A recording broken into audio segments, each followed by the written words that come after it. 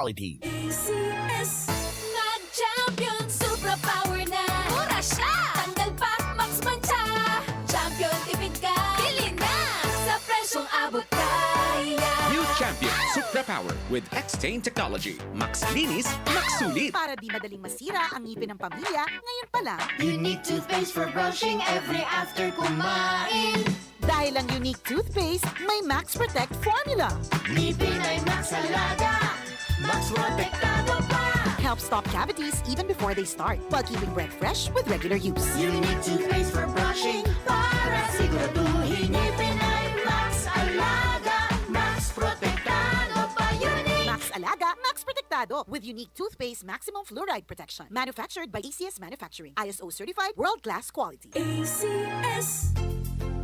Ang Central Pangasinan Electric Cooperative o Sintelco ay patuloy na nagbibigay ng paalaala sa mga consumer hinggil sa kalagayan ng serbisyo ng kuryente na kung mababa ang voltahe at kung may biglang pagkawala ng supply ng kuryente sa inyong mga lugar, agad itong ipagbigay alam sa punong tanggapan ng Sintelco sa San Carlos City o itawag sa telephone number 532-2222. Ang paanyaya ay mula sa Sintelco Board Management and Staff. Let's learn mancha from A to Z. A. Abo. B. Butter. C. Choco. D. Dio. E. Egg. F. Food. G. Grasa. Champion Supra Power Detergent with X-Stain Technology. From A to Z, ang mansyang matatanggal. Sulit pa sa bulsa. Z. Zipon. Sa gitna ng aksyon, Naaresto ng mga ente ng Philippine Immigration ng pedophiliang Japanese sa harap at likod ng tunay na pangyayari sa aksyon balita. karapatan ng sinuman na kumandidato sa anumang posisyon ng gobyerno. Naksyoto ng Malacanang. Mga bagay-bagay na dapat niyong malaman. Binaliwala lamang ng mga militanteng mga congressmen ang kautusan ni Pangulong GMA sa EFCS. Kami ang inyong mata sa loob at labas ng maaksyong buhay. Ito ang aksyon. Aksyon. Aksyon. Radyo. Aksyon. Aksyon. Radyo. Radyo. Aksyon. Radyo. Aksyon. Radyo.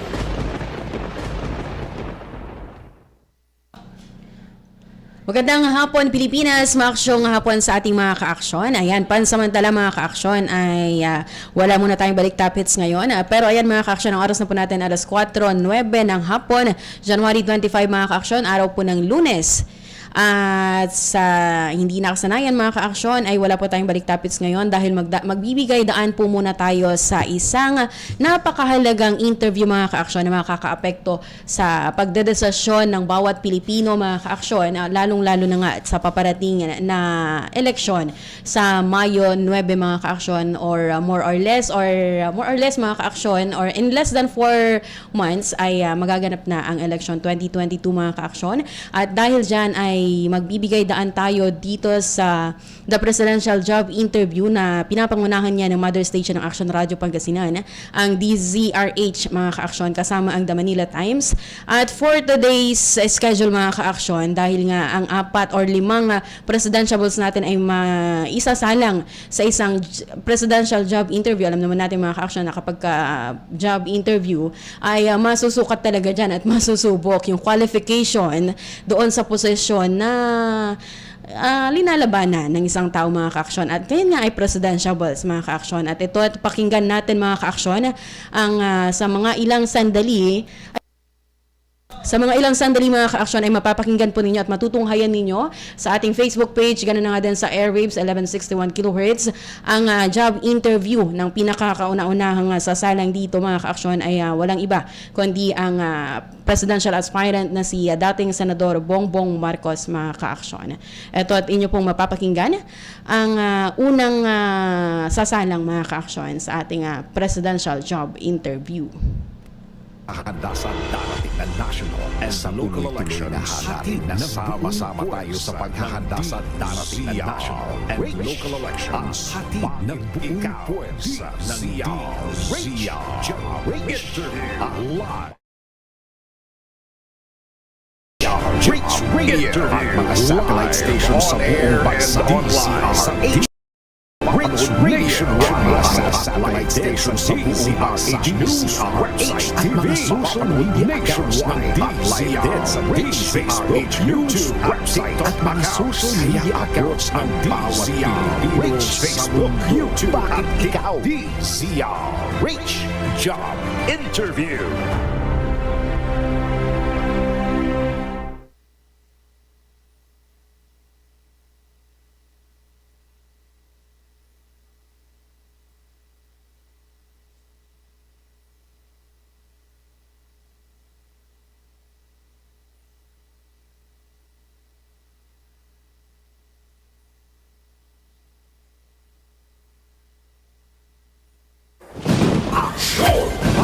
Live airing ng Bakit Ikaw, the Presidential Job Interview, sumailalim sa anti-gender tests at nagnegatibo sa COVID-19 ang lahat ng bumubo sa production staff ng DZRH, maging ang kampo ng presidential candidate. Magandang araw po sa inyong lahat. Welcome sa espesyal na pagtatangha ng Manila Broadcasting Company, DZRH at The Manila Times sa programang Bakit Ikaw, the Presidential Job Interview.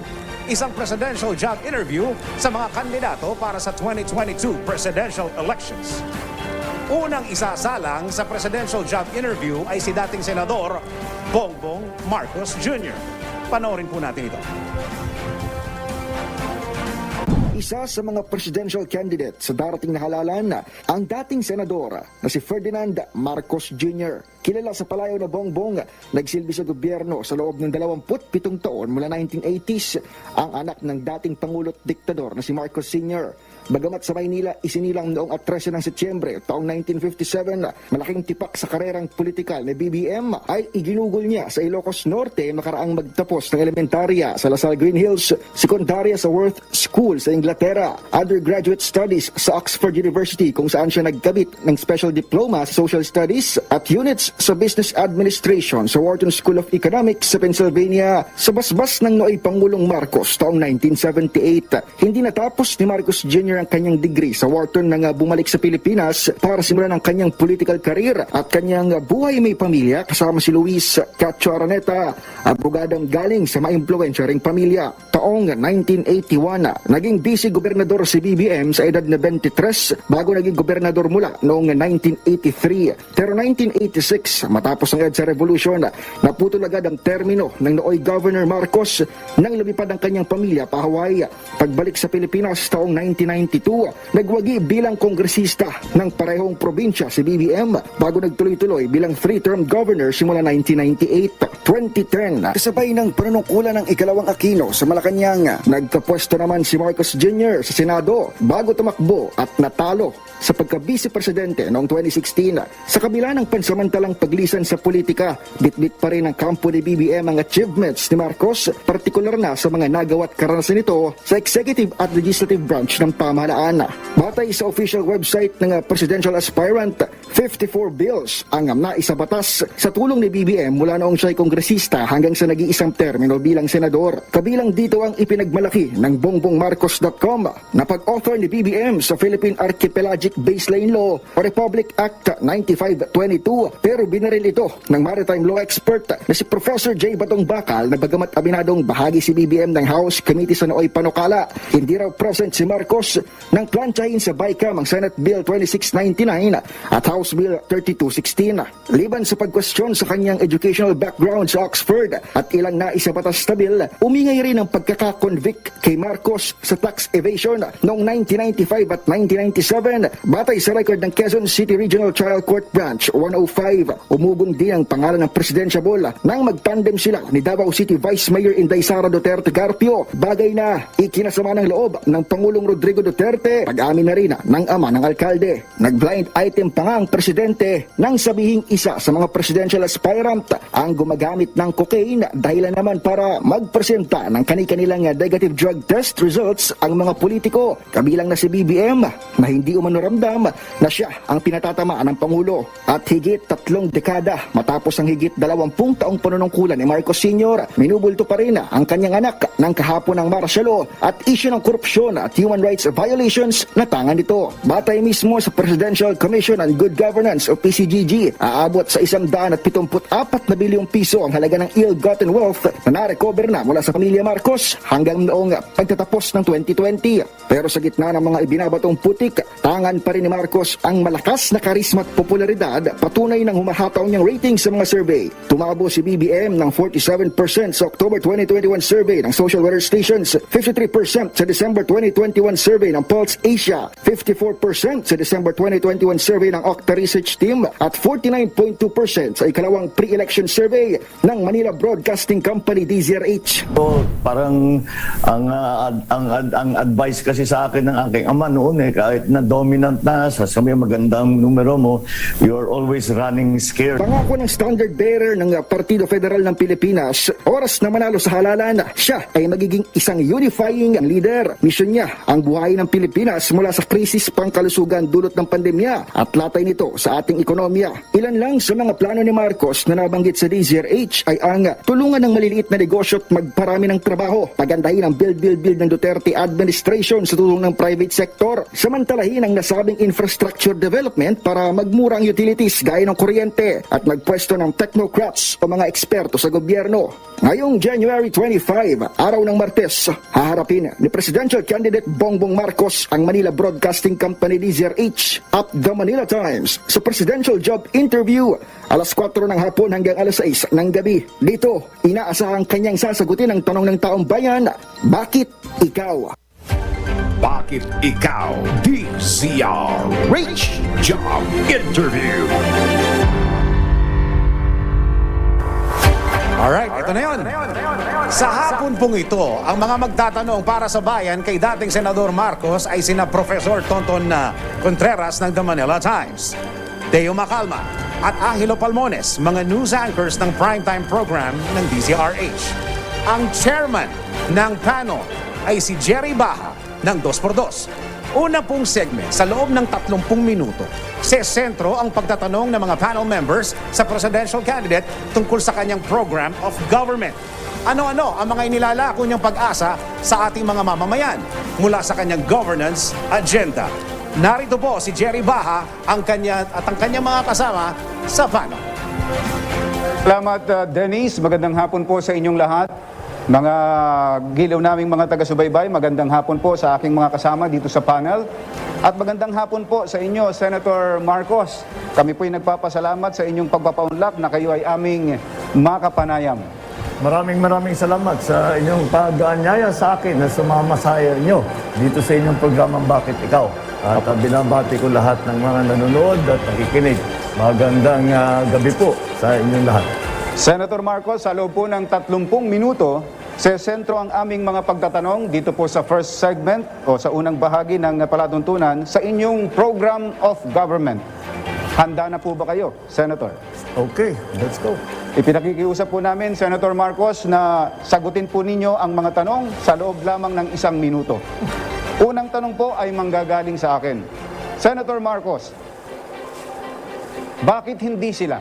Bakit hindi ang sinuman sa 5 mga pangunahin ninyong katunggali?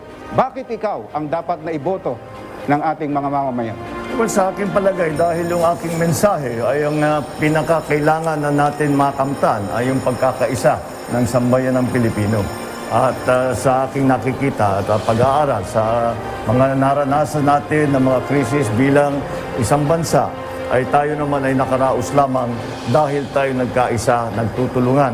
At yan naman talagang ugali ng ng Pilipino. Kaya naman, sa aking palagay, ito ang simulang-simula para tayo makapag-recover dito sa COVID, makarecover ang ating ekonomiya. Ang una natin gagawin ay ipagkakaisa, ipagsama-sama, ipagsasanib puwersa natin lahat ng Pilipino para tulungan ang kapwa Pilipino. At pagka natuklasan mo na ganun ang pagkakaisa, ang pinakamahalaga na kilusan na dapat nating simulan, ay makikita marami talagang pagkakataon para ayusin ang mga problema, para ipagandahin ang buhay ng mga bawat Pilipino. There are many opportunities that arise from the moment that you know that unity is the starting point. Sa tingin niyo po ba, Senator, kayo lang among the leading presidential aspirants ang may kakayahang mag-unify ng ating bansa? Well, ako lang naman ang gumawa ng pagkakaisa ng advokasya. Kaya ang aming tambalan ni Mayor Sara, ay kami tawag namin ay unity team. Dahil unity team ang aming isinisigaw at sa aking palagay tanggap ng taong bayan itong mensahe na ito. Pagkakaisa, unifying leadership, pagkakasunduin ang lahat tungo sa pagbangon ang inyong plataforma. Anong gagawin po ninyo kapag tumanggi o umayaw na makipagtulungan ang mga ang iba't ibang grupo tulad ng mga human rights groups, mga biktima ng martial law, anti-Marcos forces, labor at peasant groups, mga aktivista at progresibo at mga rebeldeng komunista? Sa palagay ko naman, basta't Pilipino yan, at tapat na makita na yun, na tapat na tayong magdadala ng pagbabago at tunay ang ating pagkakaisa, ay wala namang sigurong Pilipino ang tatanggi na tumulong sa kapwa Pilipino. Kung hindi ko naman sinasabi tungkol sa politika ito Ang sinasabi ko tungkol sa pagtulong sa kapwa Pilipino para pagandahin ang Pilipinas. Sa palagay ko, kahit na hindi kami magkakasundo sa maraming ibang bagay, that will be a unifying factor. Dahil lahat naman siguro gustong tulungan ang sambayanan. Sa tingin nyo, Senator, may chance pang makuha ninyo o mapaniwala o makuha sa isang unifying effort ang mga dati ng anti-Marcos? Siguro, basta tayo maipaliwanag natin na wala na tayo sa larangang politika. Kung tapos ng eleksyon, ay dapat isang tabi na muna natin ang politika. Dahil kahit naman kung saan nanggaling, kung anong kulay, kung sila ba ay magaling at marami silang magagawa upang tulungan ng Pilipino, dapat isasama natin sila at ipapaliwanag ko na tapat ang aking layunin na maipagkaisa natin ang mga Pilipino. At siguro naman, pagka maunawaan nila na ako'y tapat at ako'y sincere dun sa aking sinasabing kilusan ng pagkakaisa, ay bawat Pilipino ay siguro naman mauunawaan nila. Ngayon, kung ayaw nilang sumama na tumulong sa akin, gawin nila ang kaya nilang gawin para tumulong. Hindi ko pinagsasama lahat sa isang partido, sa isang political group. Hindi yan ang pinag-uusapan ko sa yung unity, pagkakaisa. Ang pinag-uusapan ko ang pagkakaisa at pinagsasanib puwersa ko nga ang buong ang buong sambayanan. Yun ang importante.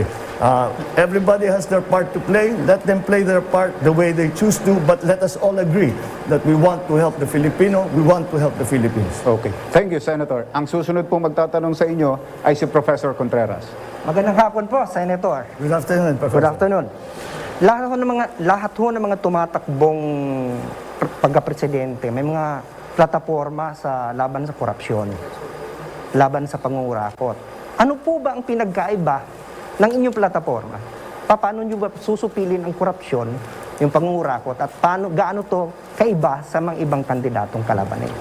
Kung ang korupsyon ang pinag-uusapan, sa aking palagay naman, ay mayroon tayong pag-uunawa sa pagpatakbo ng pamahalaan. At mahaba ang naging karanasan ko bilang public servant at nakita ko naman kung paano nangyayari ang korupsyon. Kaya yung checks and balance na tinatawag, checks and balances sa gobyerno, sa ating mga budget, sa ating mga ginagastos sa programa, sa ating mga project, ay lahat yan ay dapat patibayin. At nauunawaan ko dahil nakikita ko yung korupsyon na nangyayari, nakikita ko kung paano ginagawa. Kaya't siguro naman mas nakakaunawa ako kung paano aayusin ang problema at bigyan ng solusyon ng problema. Ano pong gagawin ninyo kapag meron kayong cabinet official na nasangkot sa isang kaso sa korupsyon? Kung talagang kung talagang may pruweba o may katunayan na sila ay nangungurakot, nagnanakaw, nambubulsa ng pera ng kaban ng bayan, ay we will allow the law to take its course. But siguro naman, bago pa tayo kukuha ng tao para uupo sa kabinete, ay tiyakin naman natin na walang history, walang record nito na katiwalian. Senator, may mga kaso po ng ill-gotten wealth pa rin na hinaharap ang inyong pamilya, 325 million. In fact, kapag kayo po ay nahalal, ano po ang gagawin ninyo sa mga kasong ito? Actually, sa mga kaso na yan, ang kaso ay kontra sa gobyerno ngayon, sa Philippine government. At kami sa pamilya Marcos, ay hindi na kami involved doon sa mga kasong yan. If you will look at the judgment, may mga judgment kontra sa amin, pero nasa Amerika yon. At ang kanilang sinasabi na dapat sumagot ay ang Philippine government. So, again, pababayaan natin, may batas naman, pabayaan natin na lumakad ang batas kung ano man ang magiging desisyon ng mga korte. Pero po, Mr. Senator, sabi nyo nga, ang kaso laban sa pamahalaan. Kapag po kayo ang manalong Pangulo, kayo na po yung pamahalaan na yon. So, paano nyo po ngayon lalaruin o susolusyonan yung ganong klase ng... Maliwanag kung nandyan naman ang mga batas, kung ano ang desisyon, kung anong order ng court, di isusundan natin. Pabayaan natin ang batas ang umiral dito sa mga kasong ito. Maraming salamat po. Okay. Senator, corruption is laging yan ang plataforma ng lahat ng tumatakbong presidente mula pa po nang matapos ang termino ng ang panunungkulan ng inyong ama. Ano ho ba problema sa bakit hindi maalis sa tingin niyo ang corruption dito? At kayo ba'y naniniwala na hanggang ngayon, hanggang sa Duterte administration ay laganap ang katiwalian? Wala namang bansa, kahit anong bansa sa buong mundo na may makakapagsabi na walang korupsyon. I always say, first of all, we have to understand, corruption is not a Filipino condition. It is a human condition. Lahat naman, may iba-ibang klaseng tao kahit sa pumunta sa buong mundo. Kaya it's not specifically a problem in the Philippines. Ngayon, meron tayong mga nakikitang mga solusyon doon sa mga ibang bansa na pwede nating i-adapt. And again, simulaan natin sa pagpili ng mga papasok sa gobyerno. Yun ang pinakamahalaga, yun ang unahin natin. Kapag maliwanag na walang record ng katiwalian at ito ay malalaman ng kung sino man ang mag-a-appoint, ay yun ang mga taong dapat nating tignan. Tapos, pag pinapatakbo ang pamahalaan, yun na ngayon checks and balance. Kasi kuminsan sa atin dito ngayon, hindi nasusunod ang mga rules, hindi nasusunod ang mga batas. At kaya't maraming nangyayaring kalukuhan. Opo. Thank you, Senator. Ang susunod na magtatanong po sa inyo ay si Deo Macalma. Apo, Senador, naimbag nga malem. Naimbag nga malem, apulakay. Kayo, Senator Bongbong, ay tumatakbo sa ilalim ng Partido Federal ng Pilipinas. Ano ba ang ibig sabihin nito? Pagka kayo po ba ang nanalong Pangulo, papalitan niyo po ba ang sistema ng gobyerno from a presidential system to federal system, Apo Senador? Dapat tignan natin talaga ulit ang mga proposal tungkol sa federalismo. Dahil ito'y babagay dito mukhang babagay para sa atin dito sa Pilipinas. At ngunit ang pagpalit ng sistema ng gobyerno requires a constitutional amendment. Ngayon, sa palagay ko, napakahirap na ibuksan ang saligang batas dahil ang tao ayaw nila dahil ang suspetsya nila yung mga politiko mag-extend lang o magka-cancel ng mga eleksyon. Kaya iiwasan natin yon. Ngunit, kailangan sa aking palagay, pag-usapan natin na mabuti.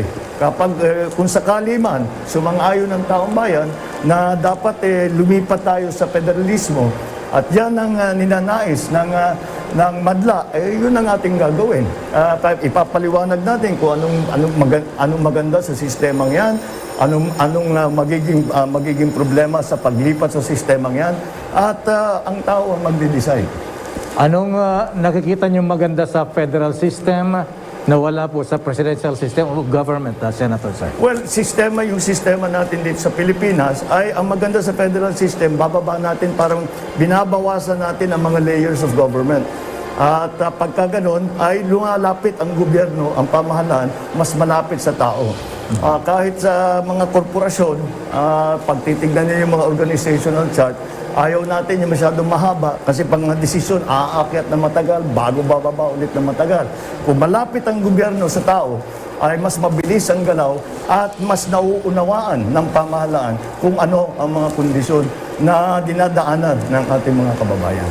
Senator, sa ibang issue, ngayon po ay sinasabi ng labor groups na 5 million ang walang hanap buhay. Tambay po ngayon. At meron mga 20 million na nakatali sa ENDO, contractualization. Ayan. So, kung kayo po ay palarin na maging presidente, ano ba ang inyong mapapangako sa ating mga manggagawa? Ano ang gagawin nyo? Magagawa nyo bang matugunan ang problema ng mga manggagawang naka-ENDO? At yung yung contractualization, maaalis ba natin yan? Lagay ko naman, dahil ang gumagawa niyan ay yung mga malalaking korporasyon. At ang ginagawa ay may ENDO dahil nga para hindi umabot na magkaroon na ng benefits, na hindi magbabayad ng mga benefits ang korporasyon. Siguro naman kung kausapin natin, kaibigan naman natin sila, at sabihin naman natin para maging patas naman na gawing permanent ang mga iba at ibahin nila ang sistema na hindi basta't nawawalan ng trabaho, walang karapatan, walang benepisyo, walang healthcare, walang kahit na ano. Palitan naman natin yun. Kung hindi naman siguro, maunawaan naman siguro ng ating mga kaibigan na nasa malalaking korporasyon na ito naman it's only fair that we understand the situation of our workers at hindi naman siguro tama na exploited sila masyado. Thank you very much, Mr. Senator, sir. Okay, thank you. Federal system, Senator, pero sa Congress, bicameral pa rin po ba ang isusulong ninyo? Hindi. Pag federalized, hindi na siguro. Baka unicameral na siguro na. yun. Okay. Pagka yung federal system, yun ang mas magiging bagay. Mas bagay sa federal. Pag federal. Professor? Ano masasabi niyo sa parliamentary system? Sa? Parliamentary system. Palagay ko, sinubukan na rin natin. We experimented that. Nasubukan na rin natin yan sa interim batasang pambansa.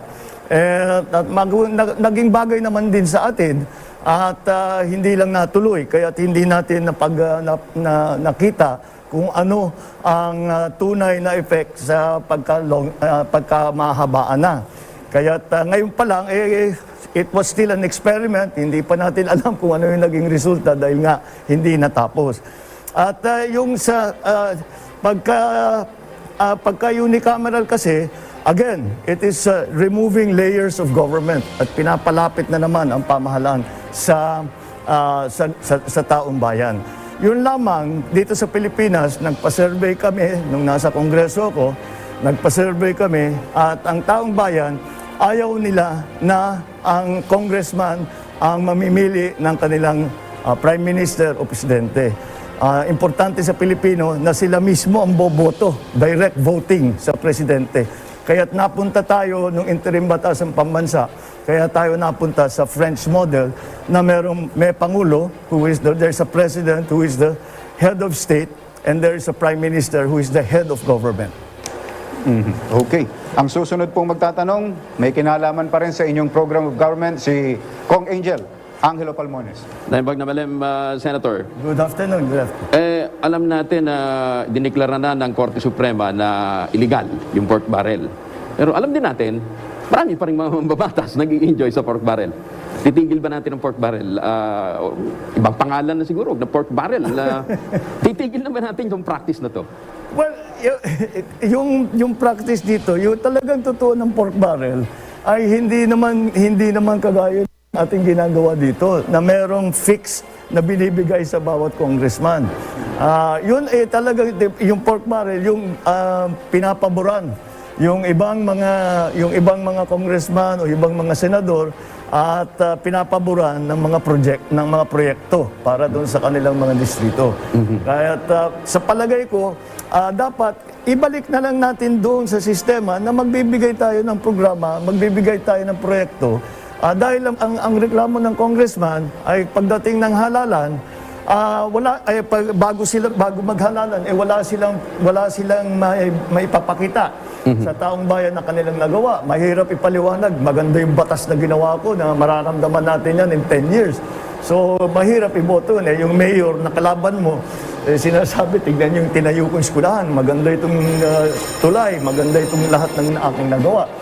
Kaya naman, sinabi natin, kaya nangyari yung sistemang yan, na pinagbibigyan natin ang ating congressman para naman meron silang project na sarili nila. Yun ang naging CDF, naging kung ano-anong pangalan ng tawag, pero binibigay sa congressman.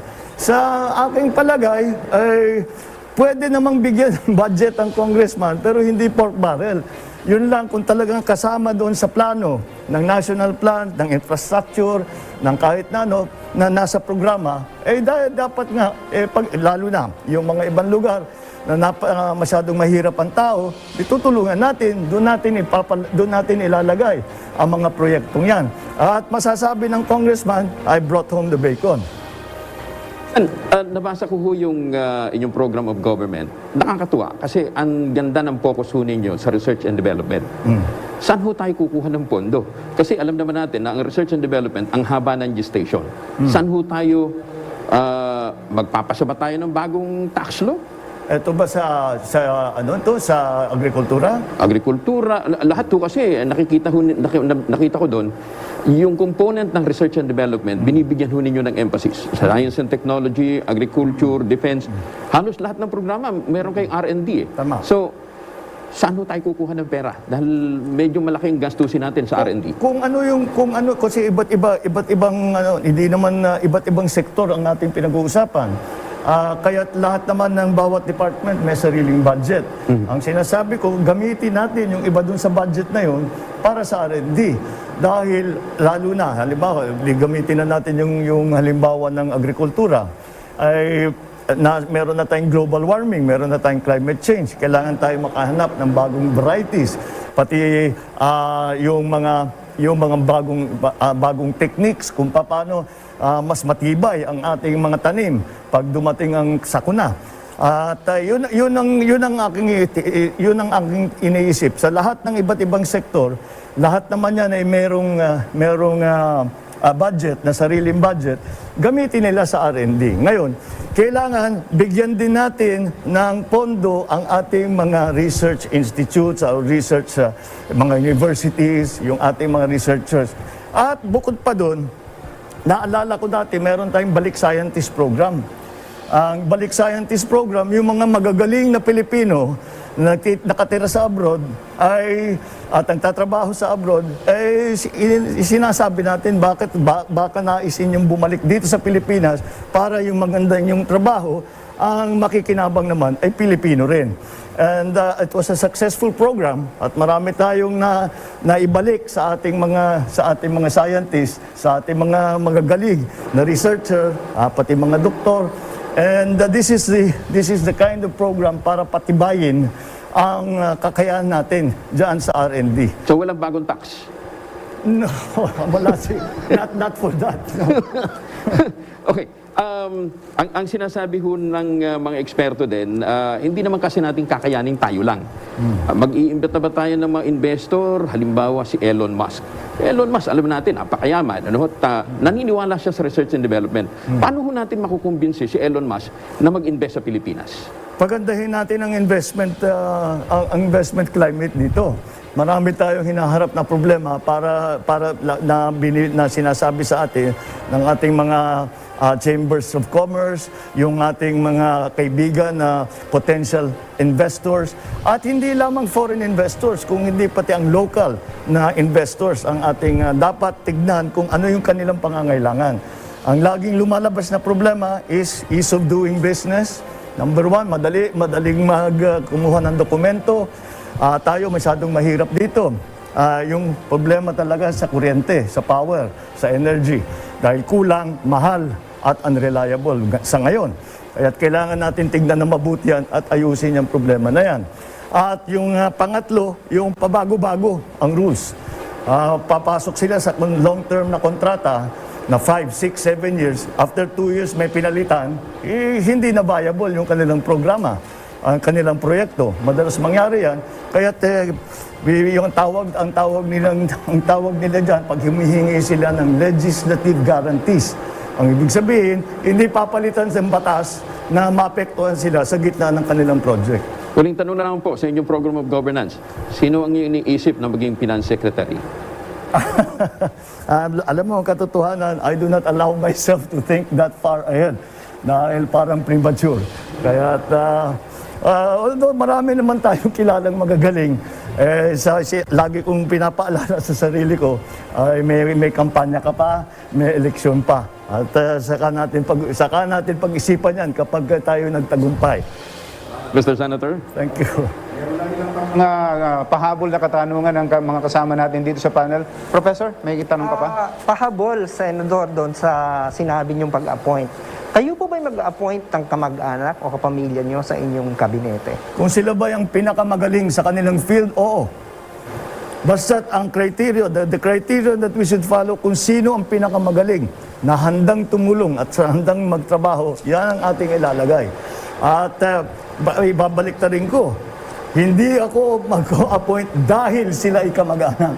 Hindi ako mag-appoint dahil sila ay kapartido.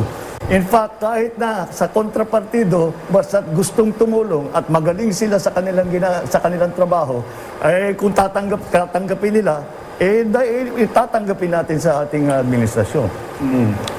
Isang lakay? O go ahead. Si Mayor. Apo, Senador, noong administrasyon na yung ama at ang dating First Lady, may mga nag-akusan na ang administrasyon ng ama ay nagkaroon po ng conjugal dictatorship. Ayan, kung kayo po ay papalarin, ano po ba ang balik ninyo? May bibigyan niyo naman posisyon si Mrs. Lisa Araneta Marcos sa inyong gobyerno? Again, kung siya ang pinakamagaling doon sa area na yun, sa tungkol dyan sa subject na yan, kung ano man, kung yung sektor na yan, siyang pinaka nakakaintindi, kagaya na sabi ko, basta't pipiliin lang natin yung pinakamagaling. Hindi ko gagawin dahil asawa ko. Gagawin ko dahil may kakayahan siya. May kakayahan siya. I'm sure it will be controversial, but again, we have to find the best people, ang gagaling ng Pilipino. At sa palagay ko, maraming magaling diyan na handang tumulong. Kaya malakas ang kumpiyansa ko na hindi tayo kailangan mag-appoint ng mga kamag-anak na may utang na loob ka sa kampanya, na naging tinulungan ka sa eleksyon, yung mga ganong klaseng pag-appoint. Lalo-lalo na sa kabinete, yung mga desisyon na lumalabas diyan ay napakahalaga, napaka-importante. At lahat ng desisyon na lumalabas sa kabinete ay naapektuhan ang buhay ng milyong-milyong Pilipino. At kailangan natin pag-ingatan at makasiguro tayo sa ating sarili at sa taong bayan, makasiguro na yan talaga kung ano man ang gagawin, ang desisyon ng gagawin ng mga cabinet secretary, ay yan talaga ang tamang dapat gawin dahil sila'y pinag-aralan nila at sila'y nakakaintindi at sila ang pinakamagaling doon sa kanilang department. Meron lang, maikli lang, text-in question na Senator dito, tungkol doon sa tinalakay nyo about federal unicameral. Doon daw po ba sa federal unicameral system nyo na yun, meron pa ring party list? Unicameral, usually may party list. Ayun. Marami talaga sa unicameral ang may party list. Nako, matutuwa yung nag-text. Thank you, Senator. Dennis, go ahead. Take it. Okay, maraming salamat. Appointment na ng mga kamag-anak ang pinag-uusapan. Nako, umiinit ang balitaktakan. Sa ating pagbabalik, tatanungin ang ating presidential candidate ng panel members kung ano ang kanyang magiging executive decision sa ilang crisis situation na kadalasan ay kinakaharap ng Pangulo. Tutukan ang pagbabalik ng Bakit Ikaw? The DZRH Presidential Job Interview. Magbabalik po kami.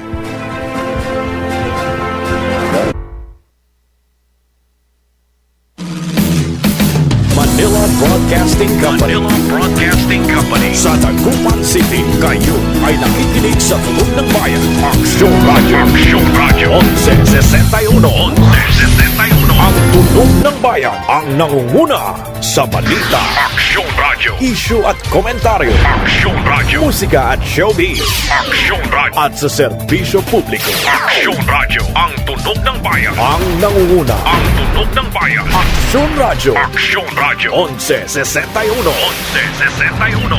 Action Radio Pangasinan, oras, alas 4:47 ng hapon. This time check is brought to you by ACS Manufacturing Corporation. ISO Certified. World-class quality. Ang balitang ito ay hatid sa inyo ng ACS Manufacturing Corporation. ISO Certified. World-class quality.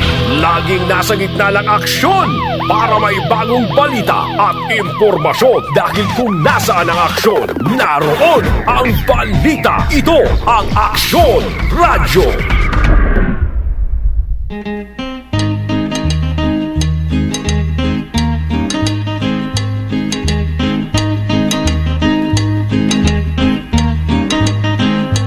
Every limbo boy and girl all around the limbo world gonna do the limbo rock all around the limbo clock. Jack be limbo, Jack be quick, Jack go stick all around the limbo clock. Hey, let's do the limbo rock. Limbo lower now. Limbo lower now. How low can you go? First you spread your limbo feet, then you move the limbo beat. Limbo ankle, limbo knee, bend back like a limbo tree. Jack be limbo, Jack be quick, Jack go on the limbo stick, all around the limbo clock. Hey, let's do the limbo rock. La la la la la la la, la la la la la la la, la la la la la la la, la la la la la la. This song is brought to you by Multivitamins Enervon C. Bit-bit bottle, more immunity ngayon, mas handy. 24 hours ang germ protection ng Shield Bath Soap. Shield Bath Soap. 24 hours ang germ protection ng Shield Bath Soap. Shield Bath Soap. Protektahan ang kalusugan ng pamilya. Mag-Shield Bath Soap regularly. Kills 99.9% ng germs at recommended pa ng Philippine Nurses Association. Mag-Shield Bath Soap. Shield Bath Soap. Shield. Galit sa sakit, may malasakit. Shield Bath Soap. Manufactured by ACS Manufacturing Corporation. ISO Certified. World-class quality. ACS. Nag-champion, super power na. Mura siya. Tanggal pa, max mancha. Champion, tipid ka. Bili na. Sa presyong abot kaya. New Champion Supra Power with X-Stain Technology. Max linis, max sulit. Para at kawis sa kabloom at balingit, salin nyo sa Charm Fabric Conditioner. Charm Fat Bond, bangong gumagabloom. Charm Fat Bond, damit ay may bangon sa libong bulaklak. Charm Fabric Conditioner with Stay Fresh Technology. Kawis siya kabloom at balingit. Charm Fat Bond, bangong gumagabloom. Charm Fat Bond, damit ay may bangon sa libong bulaklak. Charm Fabric Conditioner, manufactured by ACS Manufacturing Corporation. ISO certified, world-class quality. ACS. Let's learn mancha from A to Z. A. Abo. B. Butter. C. Choco. D. Dio. E. Egg. F. Food. G. Grasa. Champion Supra Power Detergent with X-Stain Technology. From A to Z ang manchang matatanggal. Sulit pa sa bulsa. Z. Zipon. With viruses getting stronger, so must our means of protection. Advance your immunity with Potency Plus Zinc Advance, made with the ideal combination of non-acidic vitamin C, zinc, and vitamin D3 versus plain vitamin C. This combination helps strengthen your body's natural defenses, prevent viral entry, and activate your body's immune response. Just make sure to take it with proper diet and exercise. This is Piolo Pascual reminding you to take Potency Plus Zinc Advance daily. Ascorbic acid plus zinc plus cholecalciferol vitamin D3 is the generic name of Potency plus Zinc Advance. If symptoms persist, consult your doctor. Action Radio Pangasinan, oras, 4:52. This time check is brought to you by Champion Superpower with X-Stain Technology. Si Mommy at si Washing Machine believe sa Pride Washing Machine Detergent. Hello, Washi! Hello, Mommy! Laundry day na naman! Ready ka na sa mancha, chocolate, putik, libag? Kaya yan ang Pride Washing Machine Detergent. May triple stain-away formula. Tanggal ang makapit, madikit, at malupit na dumit mancha. Easy ang labada. Mula noon hanggang ngayon. All you need is pride. All you need is pride. Pride Detergent, manufactured by ACS Manufacturing Corporation. ISO certified, world-class quality. ACS. Naglipa na ang mga papaya soaps. Napansin nyo ba mga girls and guys? Aminin, gusto nyo rin pumuti. Sa dinami-dami ng papaya soaps na makikita nyo sa groceries, may isang namumukod tanging White Rose Papaya. Mula sa White Rose, dahil hindi lang papaya extracts ang ingredient nito, meron ding vitamin B3. Nakikita ito sa mga mamahaling mga serums na kilalang nagpapabilis ng pagpapaputi ng balat. Kaya naman ang White Rose Papaya, clinically proven magpaputi in as early as 7 days. With regular use, papaya puti, papaya fast. Yan ang White Rose Papaya. Star Wax, Star Wax, Wax. Star Wax, Star Wax, Wax. Always remember, sa paglinis, pakintabin ang sahig. Mrs. Star Wax, Star Wax, Wax. Kita na to the max. Star Wax ay aso #1 na floor wax. Walay waterproof formula. Ang gano'n na danuman, umpawil sukintab na sahig. Star Wax, Star Wax, Wax. Kita na to the max, max, max. Star Wax Floor Wax, manufactured by ACS Manufacturing Corporation, ISO certified, world-class quality. ACS. Nag-champion, superpower na. Mura siya. Tanggal pa, max mancha. Champion, tipid ka. Bili na. Sa presyong abot kaya. New Champion Superpower with X-Stain Technology. Max linis, max sulit. Sa pagpili ng liderato, laging tatandaan, dapat nasa kanya lahat ng katangian na maka-Pilipinas. Taong may respeto sa buhay at pamilya, makabuluhan at matinoong pamumuhay. Siya yung makapagtataguyod ng kabutihang panlahat, di mangiiwan, makakasama ang lahat. Malinaw ang pananaw sa makabagong bukas, makatwiran at patas pakisama, at higit sa lahat, maka-Diyos siya dapat. Sa pagpili ng liderato, laging tatandaan, dapat nasa kanya lahat ng katangian, Pilipinas, Pilipinas.